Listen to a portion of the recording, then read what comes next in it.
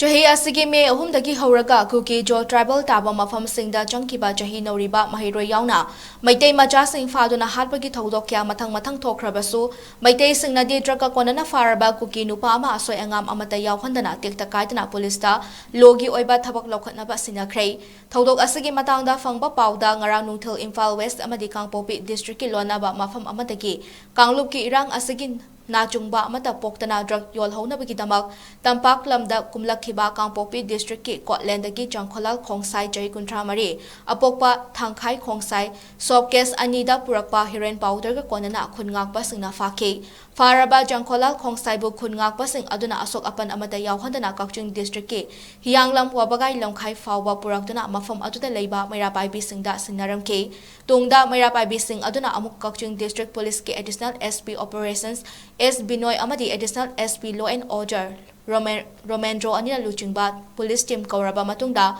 fagalaba drug ka konana kuki drug lalonba adu sinake Mairapai bisingna sinaraklaba Jangkholal Khongsai gi mathakta Hiyanglam police station na NDPS ki makhada case ama lokhatkhrei amaramda police ta Jangkholal Khongsai sinaba aduga mari leinana Mairapai bisingi maikadi gi paumi singda fongdokpada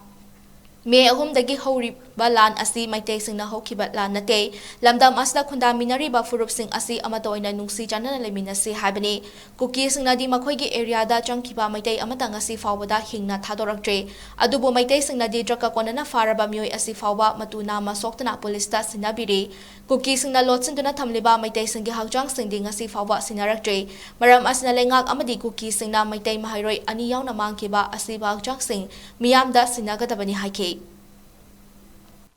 ngasi aikoina achuk ningamdana leringagi tanja asida kuki narco terrorism gi party singna ngasi drug konana aikoida khulaiga konana khuthanana bo honana pada koi khungak pasingna koi makoi bu pare adubu makoi singa se phabada koi dandi di yamna pininge maitai haiba koi phurup ase yamna inkhaba pamba shanti pamba adugumba kangbu singni aduna makoina koida tawrai haidna koi laman khumgada banate adubu aikoi gi mahairoi ani makoina mafam marang khangandana huji phawbada leiri chap chana masi aikoi putuhan biu adu gumba makoi na aikoi da thajaba ama gamena masi gi thajaba se makoi angang ani sigi langla langjil akoi da puthokpa ngamgani biba ngamgani haiba lei targati ngasi aikoi khungar pajingna phariba narco terrorism drug ka konana khulai ga konana phariba makoi singa se aikoi mari leina ba koi authority da government gi side da akoi sinajagani mara maduna government gi side da aikoi da thajaba ma pibiu